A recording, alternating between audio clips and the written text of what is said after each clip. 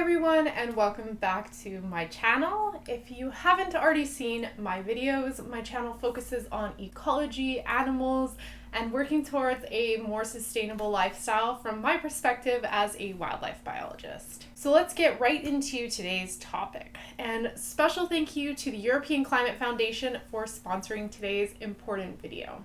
So one of the absolutely coolest parts of being a scientist is that we can use our scientific skills to predict the future. Science gives us our most accurate chance of predicting the future, and we don't even need crystal balls. So recently, the Intergovernmental Panel on Climate Change released their 2021 Physical Science Report, and it's been blowing up on the news and social media, and you've probably already seen some of the headlines.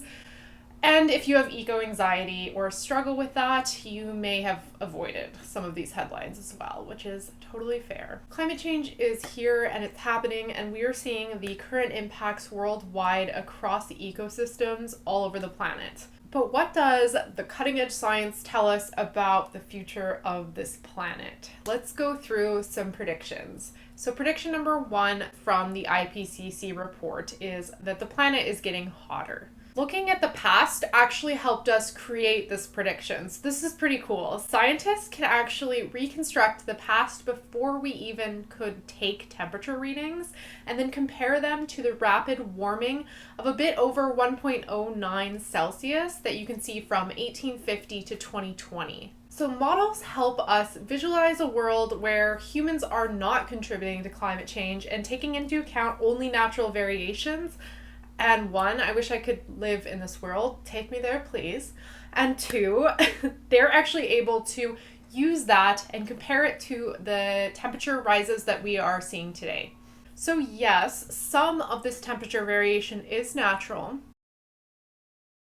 but approximately 1.07 Celsius out of 1.09 Celsius of temperature increase is attributed towards human causes. Since 1750, atmospheric carbon dioxide has increased at least 10 times faster than in the last 800,000 years, and 4 to 5 times faster than during the last 56 million years. So climate change is unequivocally caused almost entirely from human activities. So that was a lot. Deep breath.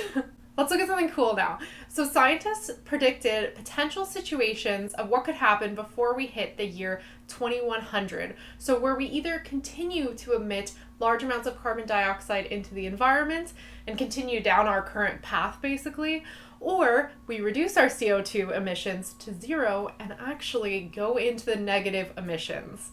The highest emission prediction may lead to approximately 4.5 Celsius of warming by 2081, which is terrifyingly high. But the lowest and the most optimistic prediction, which would represent a massive and immediate shift and reduction of our carbon footprint, that one may only lead to around 1.5 Celsius increase in global surface temperature. So big takeaway from that is our actions right now still do matter.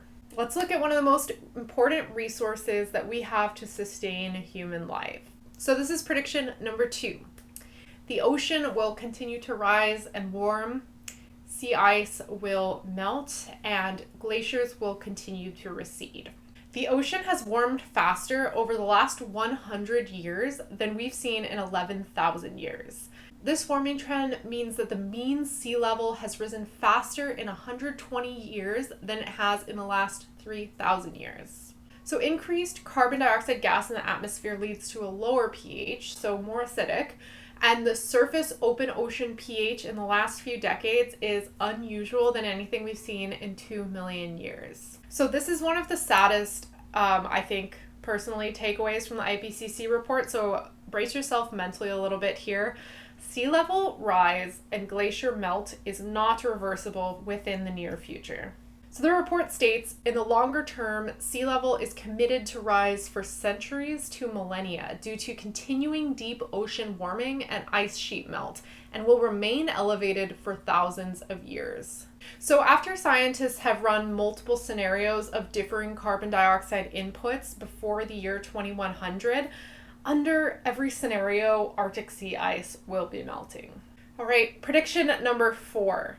our weather is going to get more extreme. Heat waves, heavy precipitation, droughts, tropical cyclones will all likely become more frequent and more intense. You're probably already feeling the impact of heat waves and extreme weather where you live, and there's this kind of scary phenomenon, and it's known as compound extremes. So let me explain what that means with an event that's a little bit close to home for me. So this summer in my province, we hit the highest temperature ever recorded in Canada.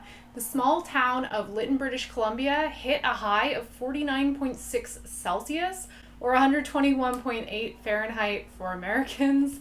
After that, shortly after, the town burned down in a wildfire. So this kind of highlights this idea of compound extremes. So compound extremes mean that one climate event fuels another climate event and together can create an even more extreme disaster. Once we hit around 2 degrees Celsius increase, these compound extremes are going to become more frequent. So remember when I talked earlier about the predictions that scientists made with all of these future scenarios? So one of them, the most optimistic prediction, showed that we would only hit around 1.5 degrees surface global temperature increase.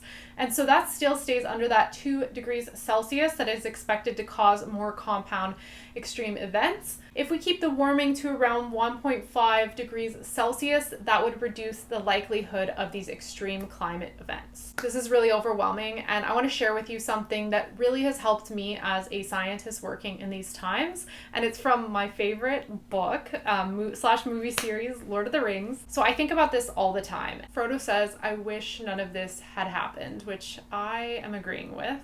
But this is what Gandalf tells him. "So do all who live to see such times, but that is not for them to decide.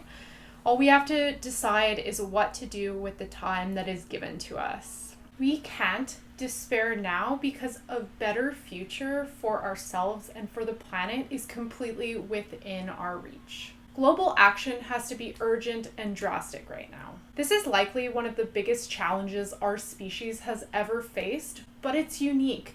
We completely have the technology and the ability to implement change to protect the planet. We already have the technology and the knowledge to get started, but humanity has to demand our leaders to act and implement solutions urgently.